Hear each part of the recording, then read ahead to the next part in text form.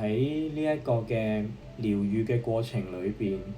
我哋會從一個身體嘅反應當中，慢慢進入翻去一個原子分子較為鬆散一啲、比較冇咁濃、冇咁強嘅一啲情感感知，以及更強烈形成嘅一啲對於世界、對於自己、對於自己嘅身體、對於自己嘅一啲生命嘅狀態嘅一個感知裏邊嘅睇法啦。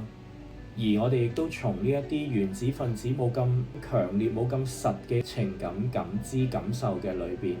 翻去一個再鬆散一啲嘅來源。我哋個根源係一啲乜嘢？點解我哋會出現咗呢一啲嘅情緒感受感知？再從所形成嘅一啲根源呢，我哋就再翻去一個更大嘅肉眼睇唔到嘅一個宇宙一切萬物嘅生命本質嘅一個更鬆散離子態嘅生命嘅價值與生命嘅意義嘅一個學習啦、內觀啦、覺察上邊呢一個咁樣嘅成條嘅路徑呢，喺我之前嘅一啲 YouTube 嘅影片都有講到。如果有興趣嘅，可以翻去睇活生生嘅世間萬象當中第一條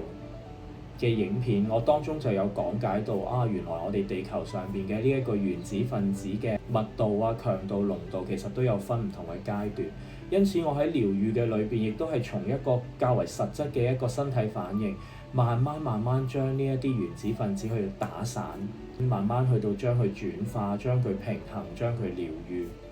咁讓學員啦、案主啦，可以從當中可以更加了解自己嘅生命狀態，亦都從當中嘅呢一啲反應啦、呢一啲嘅狀態裏邊咧，可以翻嚟自己生命最純粹嘅呢一份力量嘅當中。